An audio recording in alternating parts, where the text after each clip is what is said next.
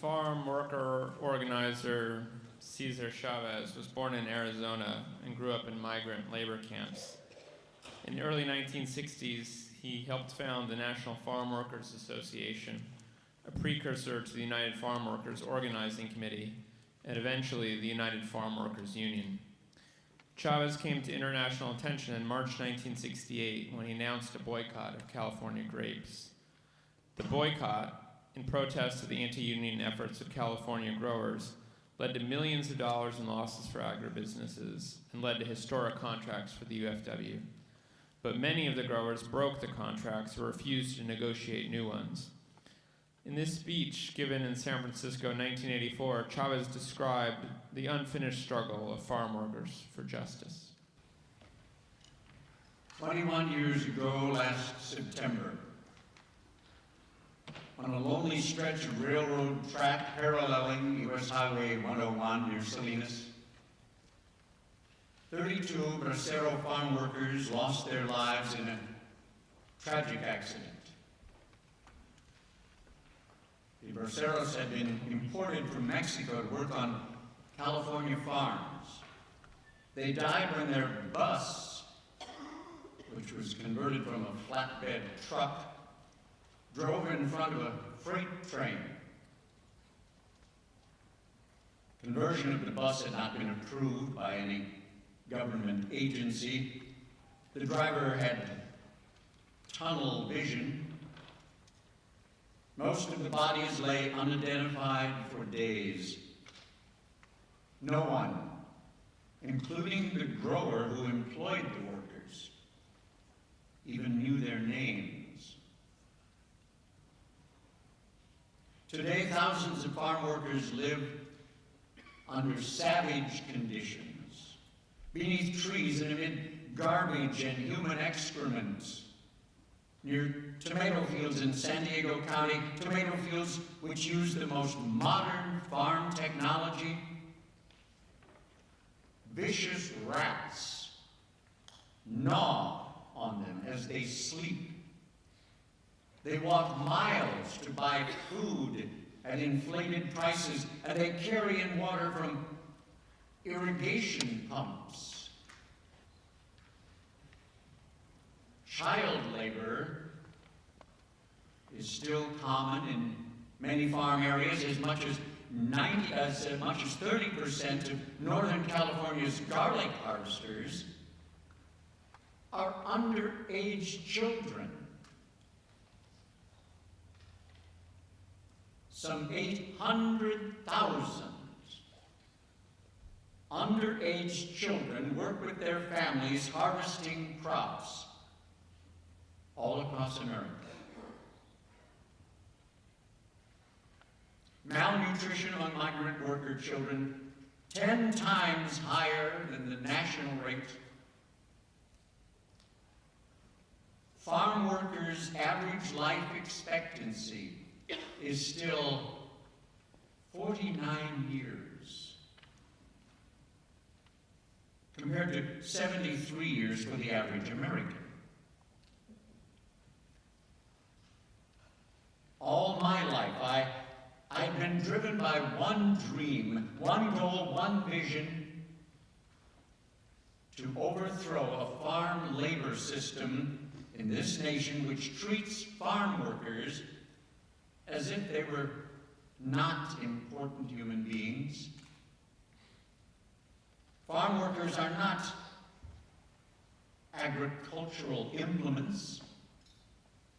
They're not beasts of burden to be used and discarded. That dream was born in my youth. It was nurtured in my early days of organizing. It has flourished. It has been attacked. I'm not very different from anyone else who has ever tried to accomplish something with his life. My motivation comes from my personal life, from watching what my mother and father went through when I was growing up, from what we experienced as migrant farm workers in California. that dream, that vision, grew from my own experience with racism, with hope,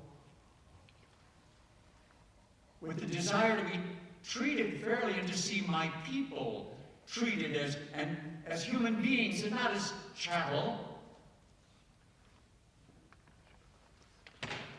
It grew from the frustration and humiliation that I felt as a boy who could not understand how the growers could abuse and exploit farm workers when there were so many of us and so few of them. Those who attack our union will say, it's not really a union, it's something else, a social movement, a civil rights movement. It's something dangerous. They're half right. We're organized. I didn't really appreciate it at the time, but the coming of our union signaled the start of great changes among Hispanics that are only now beginning to be seen. The union's power in agriculture has nothing to do with the number of farm workers under union contract. There's nothing to do with the farm workers' ability to contribute to democratic politicians. It doesn't even have much to do with our ability to conduct successful boycotts. History and inevitability are on our side. The farm workers and their children, and the Hispanics and their children, are the future in California. Like the other immigrant groups, the day will come when we will win the economic and political rewards which are in keeping with our numbers in society. The day will come when the politicians do the right thing by our people, out of political necessity and not out of charity or idealism.